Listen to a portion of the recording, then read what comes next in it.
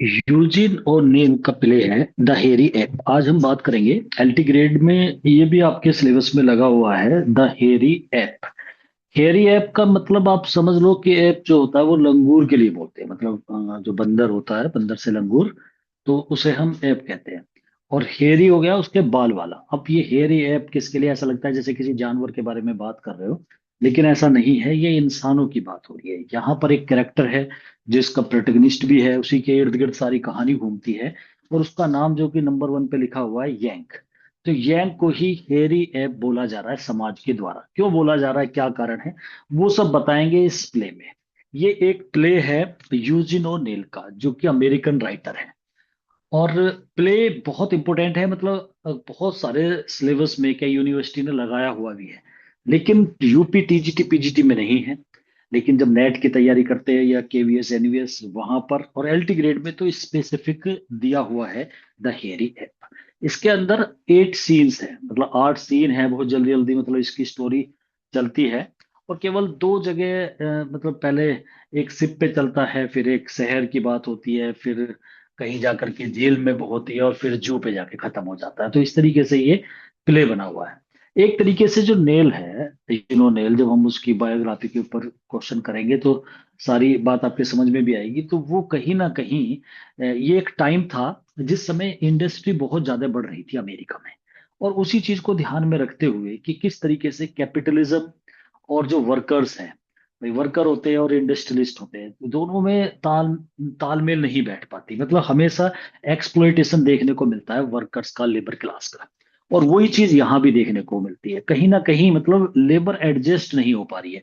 इन दोनों का समन्वय, जो एडजस्टमेंट है, वो नहीं होता। मार्क्स की थ्योरी भी यही कहती है कि जो पूंजीवादी व्यक्ति होते हैं ना, वो बर्दाश्त नहीं कर पाते, वो एडजस्ट नहीं कर पाते लेबर को, जो वर्कर्स होते हैं उन्हें।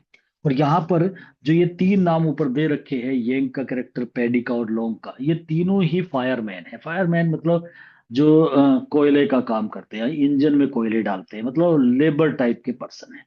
हम इसकी स्टोरी को बहुत ढंग से समझेंगे और आपके समझ में एकदम आ भी जाएगी। कोई लेंथी स्टोरी नहीं है। और एक एक्सप्रेनिस्ट जो होता है, प्ले इस तरीके से लिखा हुआ है, मतलब अपने अंदर की बातों को निकाल देना, एक्सप्रेशनिज्म होता है, एक्सप्रेस करना। तो वो मतलब इस तरीके से प्ले लिखा है यूजिन ओनेल ने। इसकी स्टोरी की बात कर लेते हैं। कैरेक्टर्स बहुत ही कम है, मतलब एक प्ले वो बहुत ही, जैसे विलियम शेक्सपियर के जब हम प्ले करते हैं तो वहां सबसे बड़ी दिक्कत होती है, कैरेक्टर्स बहुत ज्यादा होते हैं। तो याद करना समझना बड़ा मुश्किल हो जाता है। जब करेक्टर कम होते हैं तो प्ले थोड़ा आसान हो जाता है। ये प्ले भी बहुत ही इजी हो जाता है क्योंकि इसके अंदर कैरेक्टर्स बहुत ही कम है, ना के बराबर, मतलब इजीली याद हो जाएंगे आपको। तो स्टोरी जब स्टार्ट होती है तो एक शिप पर होती है। एक ट्रेड शिप है, मतलब व्यापार जिसमें माल भर के जाता है, व्यापारियों का, कॉमर्शियल। तो ये एक शिप है और उसमें वहां भी देखो एक, मतलब जब आप इस स्टोरी को देखो तो थोड़ा इस तरीके से देखना, अमीर व्यक्ति और गरीब व्यक्ति, क्या अमीर व्यक्ति गरीब को एडजस्ट कर पा रहे हैं, ऐसे देखना। और यहाँ पर भी जब शिप चलता है तो वहां दो तरीके के इंसान देखने को मिलते हैं। एक वर्कर टाइप के जो बहुत ही निम्न है, और एक जो बिल्कुल इकोनॉमिकल क्लास का, मतलब एक बिजनेस क्लास के देखने को मिलेंगे, जो बहुत ही मालदार है। वो डेक पर है, ऊपर की तरफ है, मतलब ऊपर है। और ये नीचे की साइड में आगे की तरफ जो इंजन होता है जहां पर, वहां पर, मतलब इन्हें एक तरीके से आप कोयल स्ट्रोकर बोल दो, जो कोयले डालते हैं इंजन में। जैसे आपने शिप में नहीं देखा होगा लेकिन ट्रेन में जरूर देखा होगा, कई सारी मूवीज में आपने देखा होगा कि कोयलों को डालते रहते हैं। जैसे शोले मूवी देखी होगी ना, तो आगे इंजन होता है, उसमें कोयले डालते हैं। पहले कोयलों के इंजन होते थे, फिर डीजल वगैरह के चलने लगे, और अब तो लाइट का हो जाता है। तो ये तब की बात है, मतलब कोयले से चल रहा है शिप जो है। और उस शिप के जो इंजन रूम है, मतलब जहां इंजन है, उसमें कोयले डाले जाते हैं। अब कोयले जब इंसान डालता है ना, झुका सा रहता है, झुक करके डालता रहता है, सारा इंसान काला सा भी हो जाता है। तो इस तरीके से मूवीज में बहुत आपने ये देखा होगा। और वही सीन आप अपने माइंड में रखना। तो ये जो, इन्हें हम फायरमैन बोल रहे हैं, तो जो ये फायरमैन है उसमें सबसे इनका हेड जो है वो यंक है। इसी के ऊपर पूरी कहानी है। इसे ही हेरी है बोला जाता है। कारण क्या, ये देखने में सबसे अलग है। एक तो सीधा सा इंसान, कॉमन पर्सन होता है, एक तो काम आप ऐसे कर रहे हो जहां पर कोयले वगैरह ऐसा है, कालापन सा। एक ये है ही खुद काला, एक लंबा चौड़ा है काफी, और इस पे शरीर पे जैसे थोड़े बाल से होते हैं ज्यादा से, तो ऐसा लगता है कि जैसे, मतलब अगर वैसे बोले ना, भालू की तरह। तो हेयरी ऐप इसे बोला गया कि जैसे चिंपैंजी टाइप में होते हैं ना, ऐसा है ये। इसे हेयरी ऐप कई व्यक्तियों ने, अलग अलग व्यक्तियों ने इस नाम को बोल दिया, तो इसी नाम को पकड़ करके और यूजिन और नेल ने इस प्ले का नाम द हेयरी ऐप ही लिख दिया। तो जिस तरीके से आपने देखा होगा ना कि एक मूवी है पीके, और वो लगता है जैसे शराब पी करके बोल रहा है कुछ, सब उसे पीके पीके कहने लग जाते हैं, तो उसका नाम पीके ही पड़ जाता है, और फिर मूवी का नाम भी पीके ही हो जाता है। ऐसे ही यहाँ पर है, इस यैंक का ही नाम द हेरी ऐप इसी के ही नाम से पड़ा है। अब ये यंग कैरेक्टर के बारे में बात कर लेते हैं। ये इस तरीके का व्यक्ति है, और दिखाया गया है स्टार्टिंग जब होती है प्ले की, तो उसी पे होती है फर्स्ट सीन जो है। ये सारे के सारे इकट्ठे हैं, सब बात कर रहे हैं और कोयले फेंक रहे हैं उसके अंदर, मतलब इंजन में। तो काम भी कर रहे हैं, बात भी कर रहे हैं, गाना भी गाएंगे, बियर भी पियेंगे, सारे एंजॉयमेंट भी करेंगे और अपनी अपनी बातों को रखेंगे। इसमें यंग का जो करेक्टर है वो थोड़ा सा इस तरीके से है, मतलब देखने में तो भयंकर सा है ही, ये थोड़ा सबसे अलग है। और ताकतवर है, बाजू मोटी मोटी, लंबा चौड़ा, इस तरीके से, मतलब इसका ऐसा समझो आप, अगर किसी के सामने खड़ा हो जाए तो डर सा लगने लगे। और ऊपर से कोयले के काम को कर रहा है, तो काला, तो पहले से काला और काला, ऐसा व्यक्ति है यंग। अब आ जाता है पैडी। पैडी एक ओल्ड मैन है, वो भी यही काम कर रहा है, वर्कर है, इन्हीं के साथ है, फायरमैन ही है। तो वो पैडी ओल्ड पर्सन है। और ये जब भी कभी बात करता है ना, पुरानी बात करता है, ये जिस शिप पे ये चल रहे हैं, तो जो ये ओशियन लाइनर करके एक शिप है, जो कि न्यूयॉर्क से स्टार्ट हुआ है और ये जा रहा है अटलांटिक ओशियन की तरफ को। अब अटलांटिक ओशियन पे चल रहा है, न्यूयॉर्क से आया है। तो यहाँ इस शिप पे ये ये फिर अपना पुराना एक शिप, जहाँ ये पहले पैडी काम करता था, उसकी इस शिप से कंपैरिजन करता है, कह रहा है वो तो बहुत अच्छा था। यहाँ तो हम ऐसे समझो जैसे जेल में है, कैद सी में है, मतलब इस तरीके से कहता है पैडी। ओल्ड है, थोड़ा वाइज भी है, और गाना भी गाता है ये एक बार इसमें, तो इसे बताता है कि भाई ये तो हमारे घर की तरह है। ऐसे बोलता है कि मतलब हमारा तो घर भी यही है, पिंजड़े में हम यहाँ फंसे हुए हैं। ऐसे, लेकिन पहले वाला जो मैं शिप था, जहां मैं पहले काम करता था, वो तो बहुत ही बेहतरीन था। और मतलब थोड़े मायूस है, कह रहे लाइफ यार, क्या लाइफ है, ये कोई जिंदगी थोड़ी है। लेकिन जो ये यंक है, ये इन सबको एंकरेज करता रहता है। ये क्या कहता है कि भाई हम जो है ना, हमारे हम ही मेन है, और जो मालदार व्यक्ति या जो बिजनेसमैन है या जो ओनर है, वो हमारे बिना कुछ नहीं है। मतलब जिस तरीके से डब्बा, ट्रेन के डब्बे सब बेकार है इंजन के बिना, मतलब हम इंजन है, हम ही चलाते हैं, हमसे ही सब चल रहे हैं, हमारे बिना कुछ नहीं है। तो मतलब इन्हें एक्साइटेड करता है। तो यंक में मतलब इस तरीके की पावर देखने को मिलती है। अब ये थर्ड कैरेक्टर लॉन्ग का कैरेक्टर आता है इसमें, वो भी एक फायरमैन है, वो भी इनके साथ है। और वो भी बड़ा मायूस रहता है। वो एक बार कहता है यार ये नर्क है, मतलब हम जो ये जिंदगी भोग रहे हैं ना, ऐसे, ये एक तरीके से हेल है, नर्क है बिल्कुल। क्योंकि यहाँ पर जो है ना, लाइफ में कोई एक्साइटमेंट नहीं है, कोई एंजॉय नहीं है, जिंदगी बिल्कुल बदतर है, कोई हमें कुछ समझता नहीं है, और अमीरों के सामने तो हमारी कोई औकात ही नहीं है, इस तरीके से चलते हैं। तो फर्स्ट सीन के अंदर इन सब के बारे में बात हो रही है।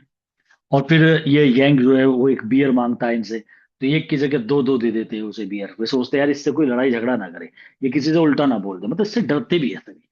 तो यंग उनका सबका लीडर भी है। अब यहाँ पर ये अपने कोयले डाल रहे हैं। अभी तक तो इनकी लाइफ इस तरीके से चल रही है, शिप चल रहा है, समुद्र में है, अटलांटिक ओशियन है, और इस शिप पर ये चल रहे हैं, मतलब एक तरीके से उसके नीचे की तरफ, जैसे नीचे की साइड होती है ना, और नीचे में आगे की तरफ। तो यहाँ पर इनका एक इंजन है, मतलब ये इंजन रूम है, जहां पर ये सारे के सारे बात कर रहे हैं, एंजॉय करते हैं, फिर गाना गाते हैं कि भाई चलो विस्की के ऊपर, शराब के ऊपर गाना गाओ। तो ये पैडी जो है ये गीत गाता है कि कोई मेरा इंतजार कर रहा है, someone is waiting me to my home, ऐसे। वो कह रहा है कि घर वर कोई नहीं है, हमारा घर यही है, यंग कहता है, यही घर है। और फिर जब ये लोग कहता है अगर ये घर है तो यार ये तो नर्क है, ऐसी जिंदगी का क्या फायदा, मतलब ऐसी बातें इनकी चलती रहती हैं। यहीं पर अब एक कैरेक्टर अलग हटके आता है, जिसका नाम है मिल्ड्रेड। मिल्ड्रेड डगलस, डगलस इसका सरनेम है। इसके पिता स्टील की कंपनी के ओनर हैं, जो जहां स्टील बनता है, और वो मिस्टर डगलस। और ये है मिल्ड्रेड डगलस। अब ये लड़की 20 ईयर ओल्ड है, बहुत सुंदर है। ये भी इसी शिप पर है। अब इस शिप पर ये क्या कर रही है, तो ये सोशोलॉजी से मतलब पढ़ाई कर रही है अपनी, जैसे आपने ये भी मूवीज के अंदर देखा होगा, कुछ हीरोइन ऐसा होता है वो गांव वाँव में पहुंच जाती है, मतलब उनके ऊपर रिसर्च करती है। तो ये सोशोलॉजी की स्टूडेंट है, मतलब थोड़ा सा इस चीज है, और इसे ये भी लगता है कि मैं भी कुछ अपने पिता के लिए करूं, मतलब मैं अपने परिवार के बिजनेस के लिए कुछ करूं। तो ऐसा मिल्ड्रेड जो है, उसका सोच भी कुछ इस तरीके से है कि भाई मैं भी अपने पिता के लिए और उनके बिजनेस में कुछ हाथ बटाऊं, तो मैं ज्यादा कुछ नहीं करती। तो ये वर्कर से मिलना चाह रही है, ये सोच रही है भाई मैं इनसे मिलूं, इनके बारे में समझूं। और कभी कभी ऐसा होता है ना, जो ज्यादा मालदार होते हैं कि भाई वर्कर में चल रहे हैं, मतलब एक बस एक जुनून सा है कि भाई मैं जाऊं, मैं कुछ काम आ सकूं अपने फादर के। तो इस सोच को लेकर के ये यहाँ आई है और इसे मिलना है इन सभी स्ट्रोकर से। स्ट्रोकर मतलब इस प्रहार करने वाले या जो कोयले डाल रहे हैं, तो मतलब जो वर्कर्स है इनसे मिलना चाहते। अब इसके साथ इसकी थोड़ी एजिड आंटी भी है, वो साथ में है, उनका नाम नहीं खोला, आंट ऑफ मिल्ड्रेड कह दो आप, ठीक है। वो थोड़ा सा एरिस्टोक्रेट, तो ये सारे है ही पैसे वाले, उसे थोड़ा घमंड भी है पैसे का, वो मना भी करती है, अरे तुम क्या करोगी बेटी, इनसे क्या मिलना, ये वर्कर है लेकिन ये नहीं मानती, ये जिद पकड़ लेती है, नहीं मुझे तो मिलना है, एक बार मैं इनसे मिलना चाहती हूँ। तो सेकंड सीन में मिल्ड्रेड के बारे में जिक्र होता है, मिल्ड्रेड कहती है भाई मैं चलती हूँ मिलने। फिर वो जो इनका इंजीनियर है, उस इंजीनियर से कहती है कि भाई तुम एक काम करो, हमें वहां पे लेके चलो। तो इंजीनियर से कहती है, और एक झूठ भी बोलती है कि फादर से मैंने परमिशन ले ली है। तो मतलब जबकि इसने अपने पिता से परमिशन नहीं ली थी, और ऐसे करके इसे मिलना था इन सभी फायरमैन से। अभी कहती है भाई मुझे इंजन की तरफ लेके चलो, जो इंजन रूम है। तो यहाँ पर वो इंजीनियर ये भी कहता है कि मैडम आप वहां पर मत जाओ, एक तो वे सब ऐसे ही है, मतलब वर्कर क्लास पर्सन है, उनसे मिलके क्या फायदा है। और दूसरा तुमने व्हाइट कलर की उसने ड्रेस पहनी हुई थी कि ये सारी गंदी हो जाएगी। वो कह दिया गंदी होती है होने दो, मेरे पे बहुत सारी ड्रेस है, लगभग 50 के आसपास मेरे पे ड्रेस है, बाद में इसे फेंक देंगे, दूसरी पहन लेंगे, लेकिन उससे कोई दिक्कत नहीं है, तुम मुझे लेके चलो। अब थर्ड सीन में इसकी मुलाकात होती है उन सभी फायरमैन से। अब वे सब वहां पर गाना बजाना कर रहे थे, तो वहां पर सब जैसे बात कर रहे थे, तो सबकी नजर पड़ती है मिल्ड्रेड पे। जब मिल्ड्रेड पे नजर पड़ती है, यैंक की नहीं पड़ती। वो एक तरफ कोई मतलब अपना काम में बिजी है, तो जब वो इन सबको देखता है, पता नहीं एकदम सब क्यों चुप हो गए, तो सबकी नजर उधर थी। और जैसे ही वो पलट के यैंक मिल्ड्रेड की तरफ को देखता है, तो मिल्ड्रेड उसके चेहरे को देख करके, उसे देख के मतलब एकदम ऐसे होता है कि जैसे कोई भूत देख लिया हो, मतलब जैसे उसे लगा कोई जानवर देख लिया मतलब, और एकदम वो बेहोश हो जाती है। बेहोश होने के बाद में जब वो उठती है, तो उठ करके उसे फिल्दी बीस्ट कहती है। कितना फिल्दी माने भद्दा, और बीस्ट होता है जंगली जानवर। उसे फिल्दी बीस्ट बोल दिया, और उससे कहती है कि अरे मेरी नजरों से दूर हो जाओ, तुम तो बहुत ही बुरे, मतलब एक जानवर सा दिखाई दिया उसे। तो उससे मतलब वो ऐसे परेशान सी हो गई। और वहां से फिर यहाँ बस एक ये सीन दिखाई दिया। अब यही पूरी, ये इसका एक क्रूशियल पॉइंट है। तो यहाँ से चेंज होती है पूरी कहानी, यहाँ दिमाग में बैठ जाती है इस यंग के कि भाई ऐसा मेरे अंदर क्या था कि ये देख करके मुझे फिल्दी बीस्ट बोल दिया, मतलब ये एक इंसल्ट कर दी यंग, जो अब तक अपने आप को इतना पावरफुल, इतना बेहतरीन, कि मेरे बिना तो कुछ नहीं है, मैं सब कुछ हमारे से ही है, हम ना है तो ये मालिक तो बिल्कुल बेकार है, हम जान है, हम हेड है, हम क्राउन है, पता नहीं क्या क्या बोल रहा था। अब सारी चीज उसकी धरी की धरी रह गई, और वही चीज हुई। और वही यूजिन और नेल यही बात बताना चाहता है कि जो ये कैपिटलिज्म होता है ना, जो ये कैपिटलिस्ट होते हैं, ये लेबर को सूट नहीं करते, मतलब ये लेबर पर्सन को, ये लोअर क्लास पर्सन जो होते हैं ना, उन्हें एडजस्ट नहीं कर पाते। और वही हुआ कि जो मिल्ड्रेड थी, वो यैंग को यहां तक बोल गई कि तुम तो फिल्दी जंगली जानवर हो, मतलब ऐसे बोल दिया उसने। जैसे ही उसके नजदीक को वो आया, तो उसने इस तरीके से बोला, वो बेहोश भी हो गई। अब यहाँ पर ये थर्ड सीन चला। थर्ड सीन के बाद में वो चली गई। अब यहाँ यंक बैठा हुआ है, एक कैरेक्टर का नाम आता है रोडिन, RODIN। रोडिन थिंकर्स, मतलब एक वर्ड आएगा, जब मैं क्वेश्चन कराऊंगा इसके, उसमें लिखा हुआ आएगा कि रोडिन, रोडिन का जो थिंकर होता है, मतलब रोडिन ने एक पिक्चर बनाई थी, वो एक स्कल्पचर है, मतलब वो मूर्तिकार है। उसने एक मूर्ति बनाई थी, एक लड़का बिठा दिया, और जो ऐसा लग रहा है जैसे बहुत गहन चिंतन में हो। तो रोडिन ने बनाई थी, तो रोडिन एक बहुत बड़ा स्कल्पचर मूर्तिकार है। तो रोडिन का जो थिंकर की मूर्ति है ना, उसकी तरह लग रहा था यंक। वो चली गई, और यंक ऐसे बैठा हुआ था कि बिल्कुल जैसे कोई सोच रहा हो। और इसमें देखो ये एक कॉमेडी है, लास्ट में हालांकि इसमें ट्रेजेडी होती है, लेकिन खुद यूजिन ओनेल ने एक्सेप्ट करा है कि I am just writing a comedy. तो ये कॉमेडी बेस पे लिखी गई, बीच बीच में बहुत सारी कॉमेडी, मतलब इस तरीके से बातें होती रहती है। अब ये सब इसे चिढ़ाते हैं कि भाई क्या हुआ, ये जो ऐसे बोल के गई थी, वो जानवर बोल के चली गई।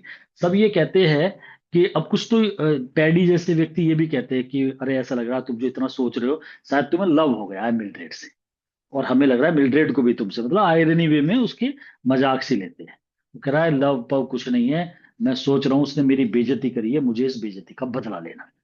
अब ये बात हो जाती है, I will take the revenge of my insult. उसने बेइज्जती कर दी मेरी, मुझे ऐसे बोल दिया। तो ये सब ये कहते हैं कि अरे उसकी नजरों में तुम हेरी ऐप हो। अब ये हेरी ऐप वर्ड पहली बार यहां निकला था कि तुम हेरी ऐप, अब मतलब तुम बंदर हो एक तरीके से, और वो भी बालों वाला बंदर। अब मंकी में और ऐप में थोड़ा सा अंतर हो जाता है कि मतलब लंगूर वाली सेंस आ जाती है थोड़ा सा, बल्कि चिंपैंजी वाली आ जाती है एक तरीके से। तो तुम तो हेरी ऐप, ऐसा बोला उसने। भाई पहले हमारे जो पूर्वज थे ऐसे ही हम बंदरों से इस तरीके से बने हैं, तो वो अब भी उसकी हालत कुछ ऐसी ही थी, सबसे हटके था जो यंग था। अब ये हेरी ऐप जो वर्ड है ना, वो पहले उन्होंने सबने यूज करा उसके लिए कि भाई तुम्हारे लिए वो ऐसे सोच रही थी कि तुम हेरी ऐप। अब ये कहता है भाई बेइज्जती बहुत ज्यादा हो गई और मुझे तो बदला लेना है। अब बदला लेना है, अब ये यहां से जब शिप पे से अपना काम खत्म करने के बाद जब शिप चला जाता है, तो उसके बाद में न्यूयॉर्क जाता है लोंग और यैंक दोनों।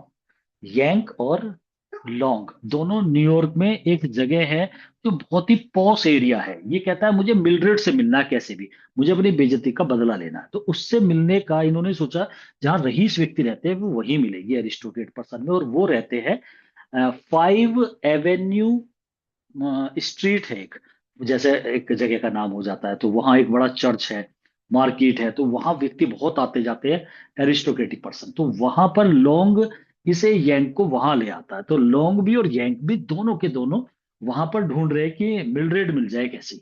और वहां बहुत रईस व्यक्ति, बड़ी मार्केट लगी हुई है, सब इधर उधर घूम रहे हैं। तो यंग बड़े उत्सुकता से देख रहा है, इतनी क्लीननेस, इतना वहां सफाई है बहुत ज्यादा।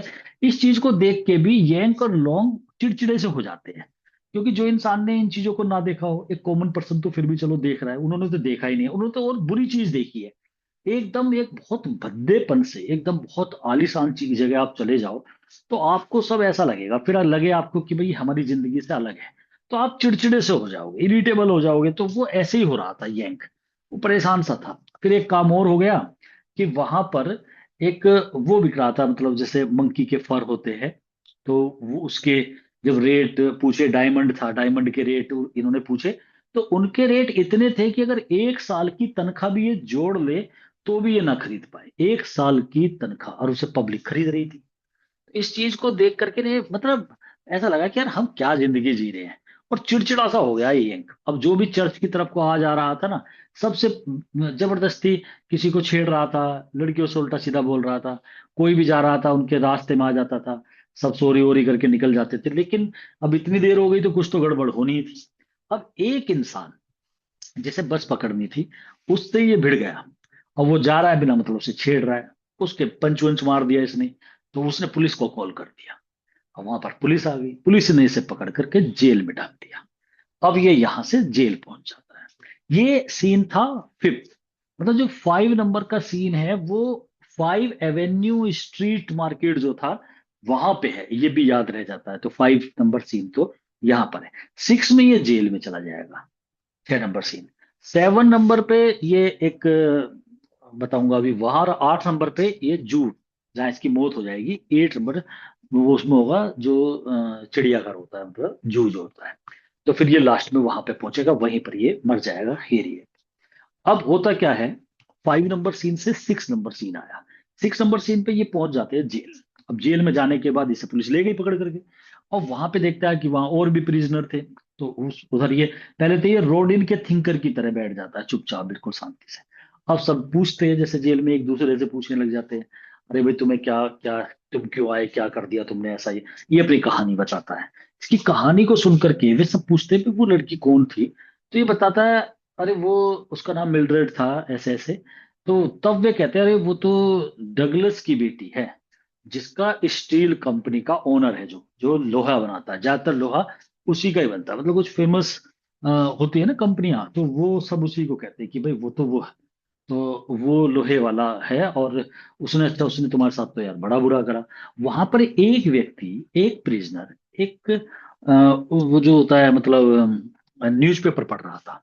न्यूज़पेपर में इसका आर्टिकल आया हुआ था, डगलस वाला जो स्टील कंपनी है। और उन्होंने बेइज्जती मतलब एक तरीके से कमेंट पास कर था। एक नीचे लिखा हुआ है ये IWW, वुबलीज बोलते हैं इन्हें, वुबलीज वालों को, कि ये वुबलीज जो है समाज पे धब्बा है, ऐसा बोला था। मिल्ड्रेड के पिता की कंपनी का आर्टिकल था। तो मतलब वे इनसे चिढ़ते थे। अब ये क्या है, अब इसे समझ लो आप। IWW का मतलब है industrial workers of the world. संसार के जो इंडस्ट्रियल वर्कर है, मतलब जो लेबर किस्म के व्यक्ति होते हैं, उनका ग्रुप है ये। मतलब उनकी वेलफेयर के लिए एक ग्रुप बना, जैसे यूनियन बनती है। तो इनका क्या काम होता है कि भाई अगर कोई इंडस्ट्रियलिस्ट जो है, जो कैपिटलिस्ट है, अगर वे गलत काम करते हैं, वे कहीं सता रहे हैं, किसी वर्कर को सता रहे हैं, तो ये उनकी सपोर्ट करती है। जैसे यूनियन होती है ना, जैसे ट्रेड यूनियन होती है, कभी रिक्शा वालों की यूनियन, वर्कर की यूनियन, ऐसे। तो ये वो करते, तो वो आर्टिकल में देख करके वो प्रिजनर यंग को कहता है, पढ़ करके न्यूज़पेपर में, कि भाई अगर तुम IWW ज्वाइन कर लो, अगर तुम उनसे अपनी बात रखो, तो वे तुम्हारी मदद कर सकते हैं, क्योंकि वे इन इंडस्ट्रियलिस्ट के सामने लड़ाई लड़ते हैं। और जो ये डगलस है ना, इसे झुका देंगे, तुम्हारा सपोर्ट करेंगे। ये एक तरीका है। अब ये ना वो ध्यान रख लेता है, अभी तो जेल में है, कि भाई IWW जो ये ग्रुप है, industrial workers of the world, जिन्हें वुबलीज बोला जाता है, कि ये ही तुम्हारी, इसके इससे बड़े डरते हैं ये इंडस्ट्रियलिस्ट। तो भाई जो इंडस्ट्रियलिस्ट है डरते हैं कैपिटलिस्ट जो है। तो आप इसे ज्वाइन कर लो, इनसे मिल लो कैसी। तो वो सोच लेता है अभियंक कि भाई जेल से निकलने के बाद में मैं इनसे मिलूंगा, क्योंकि मुझे किसी भी हद तक इसे खत्म करना है। मतलब खत्म करने से मतलब ये कि अपनी बेइज्जती का जो है बदला लेना है मिलड्रेड से, उसके बाप से, मिलड्रेड से। ये अमीर व्यक्ति अपने आप को क्या सोचते हैं। अब वहीं पर जब बात चल रही थी, तो वो सलाखें तो वहां थी उस पे। तो दो चार प्रिजनर ये कहते हैं, जो सलाखों के अंदर हो ना तुम, जो तुमने पकड़ रखी है, ये भी डगलस नहीं बनाई है, मतलब डगलस की कंपनी की बनी हुई है। तो अब वो स्टील तो है, तो इसे सुन करके तो उसको और चिढ़ जाता है, उन्हें पकड़ के झंझोड़ता है, जैसे बंदर पिंजरे में होता है। ऐसे ही लग रहा था वहां पे, जैसे कि जो बंदर जब ये ऐसा करता है, तो सभी से हेरी ऐप कहते हैं वहां पे। तुम तो बिल्कुल ऐसे हो रहे हो जैसे हेरी है। अब दोबारा भी वो वर्ड यूज हो जाता है, हेरी ऐप का। अब जब ये उसे ऐसे तोड़ने के लिए और उसे आगे पीछे करता है ना, लोहे लोहे की सलाखों को देख करके इसे गुस्सा आ जाता है। तो वहां इस पे पानी की बौछारें करके इसे किसी तरह हटाते हैं। फिर 1 महीने बाद ये उस जेल से रिहा हो जाता है। अब रिहा होने के बाद में अब 7th सीन स्टार्ट होता है, और ये वहीं जाता है IWW वुबलीज के पास। अब वहां जाकर के उनका एक कार्ड बनता था, मेंबर कार्ड, $50 में उसका मेंबर बन जाता है। ये मेंबर बनने के बाद ये कहता है, इसे ये लगा कि भाई ये इसे मतलब कैसे ही मेरी मदद करेंगे, और जो डगलस है उसे उसे तहस नहस करेंगे। मतलब एक तो होता है लड़ाई लड़ना, भाई हड़ताल करना या कुछ इस तरीके से। इसने सोचा है कि बम से उड़ा देंगे उसे का, उसका नाश कर देंगे, ऐसे कर देंगे, उसे डिस्ट्रॉय करेंगे। ये कह भी रहा था कि भाई ऐसा है, मैं मिलना चाहता हूँ अंदर चल के, इसे ऐसे करते हैं, इनके फैक्ट्री को बम से उड़ा देंगे, ये कर देंगे। तो इसकी बात को सुन करके वो जो वहां बैठे थे जो ऑफिसर वगैरह, इस पूरी industrial workers of the world के, IWW के, वे सोचने लगे, "अरे ये तो पागल इंसान है, ऐसे वहां से बाहर निकाल दे रहे धक्के दे करके।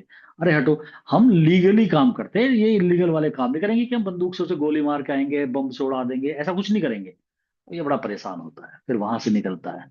एक पुलिस वाला मिलता है, उससे कहता है, भाई मैं कहाँ जाऊं, कि जहां तुम्हारी मर्जी, नर्क में जाओ। अब ये एक ऐसे ही चलते चलते इसे चिड़ियाघर दिखाई देता है। अब 8th नंबर सीन आ जाता है। अब उस 8वां लास्ट सीन जो होता है, उसमें ये जू में, चिड़ियाघर में एंट्री कर जाता है। वहां इसे भी सबसे पहले आगे दिखाई देता है हेरी ऐप, हकीकत में दिखाई देता है, एक लंगूर बड़े बड़े बाल से। वो एक पिंजरे के अंदर है। अब ये उसे देखता है। अब उसे देखने के बाद बहुत देर तक उसकी तरफ वो देखता रहता है। उससे कहता है, भाई जो तेरी हालत है वही मेरी है, तू मेरे भाई की तरह। उसकी बाजू को देखता है, इसमें तो बड़ा ताकतवर है, मतलब उसमें भी ये देखता है कि बड़ा ताकतवर है, इधर से उधर कूद रहा था ना वो पिंजरे के अंदर। और फिर ये कहता है, तू मेरे भाई की तरह, तेरे अंदर भी ऐसी ताकत, मैं भी ऐसा ही हूँ, तू और हम एक जैसे हैं। और ऐसा करके उस पिंजरे को खोल देता है। अब पिंजरा खुलते ही वो उससे हाथ मिलाता है। हाथ मिलाने के बाद में जो वो चिंपैंजी जो अंदर से निकल के आया था, वो इसकी बाजू मतलब गले लगता है, और इस ऐसा दबा करके मतलब भेजता है, इसकी रीढ़ की हड्डी जो है उसे तोड़ देता है। और तोड़ के इसे पिंजरे में डाल देता है, अपना भाग जाता है। अब ये पिंजरे के अंदर पड़ा है, और जैसे वो इसे तोड़ के गिरता है फिर वहां भीड़ सी इकट्ठी हो जाती है, सभी इसे देखते हैं, वहीं ये दम तोड़ देता है। अब ये ऐसे मर गया। और मरने में मतलब ऐसा लगा इसे कि भाई मेरे तो कैपिटलिस्ट तो छोड़ो, जो हमारे भी बंदे हैं ना जो हमारे जैसे ही है, वो भी हमारी कदर नहीं कर रहे हैं। और कभी भी मतलब इतनी जगह धक्के खाए, कहीं कोई सेटलमेंट नहीं है। और इंसान जो है, जो अब ये यूजिन ओनेल यही बताने की कोशिश करता है कि एक गरीब इंसान का, एक निम्न स्तर के इंसान की कहीं एडजस्टमेंट नहीं होता। वो धक्के खाता रहता है, परेशान रहता है, उसकी जिंदगी ऐसी निकल जाती है। अब सब उसे देख रहे थे कि भाई ये भी ऐप की तरह ही था वो भी, और इस तरीके से बस हल्की फुल्की कोई सिंपैथी भी नहीं कर रहा था इसके लिए। सब अपना एंजॉय करा और निकल गए वहां से। और इस तरीके से मतलब प्ले यहाँ पर एंड हो जाता है। तो मैसेज जो है नॉर्मली राइटर्स की अगर हम देखें तो वो यही बताने की कोशिश करता है कि भाई बहुत बड़ा अंतर है कैपिटलिज्म और जो वर्कर्स है उनमें, इतना अंतर है, कोई किसी के कोई ध्यान नहीं दे रहा है, मतलब उसकी बेइज्जती कर दी कोई। और जबकि बिना हमारे नहीं हो सकता भाई, इतनी बड़ी बड़ी चीजें बनती है, वर्कर तो बनाते हैं सारे, मालिक तो कभी बनाता ही नहीं है। किसी भी चीज को मालिक तो वर्क नहीं करता, तो भाई पैसे दे के काम करा रहा है। सब काम एक छोटा वर्कर करता है, इतना बड़ा महल बन जाता है, एक छोटा सा राजमिस्त्री काम करता है उसे। तो उसकी कोई वैल्यू तो होती नहीं है, कोई उसे कोई घास नहीं दे रहा, कोई सम्मान नहीं दे रहा है, कुछ नहीं। बस काम कराते हैं और छोड़ देते हैं, तो मतलब यूज एंड थ्रो वाली पॉलिसी है। तो यहाँ पर यंग का कैरेक्टर जो है, वो यूजिन ओनेल अपने लिए ही बोल रहा है, मतलब जैसे भाई मैं भी ये भी मतलब ऐसे ही रहा थोड़ा सा। तो गरीबी वाला जो हिसाब है ना, उसे कह रहा है कि गरीब इंसान की कहीं पर कदर नहीं है, कहीं एडजस्टमेंट नहीं है। और जो उच्च स्तर के व्यक्ति है वो गरीबों को बिल्कुल भी बर्दाश्त नहीं करते। तो इस तरीके से एंड होता है इस प्ले का। तो ज्यादा लंबी स्टोरी नहीं थी, 8 सीन है इसके अंदर, और बहुत जल्दी खत्म हो जाती है। और सबसे अच्छी बात यह है आपके लिए कि इसके अंदर कैरेक्टर्स जो है वो बहुत कम है, इजीली मतलब कहानी जो है समझ में आ जाती है। तो यहीं तक करेंगे। इसकी नेक्स्ट वीडियो मैं बनाऊंगा जिसके अंदर इसके इंपॉर्टेंट क्वेश्चंस कराऊंगा। तो तब कुछ चीजें जो इसमें कहानी में रह भी गई होगी उसमें सब आ जाएंगे। 100 के आसपास क्वेश्चन मैं इसके कराऊंगा, स्टोरी बेस्ड जो होते हैं।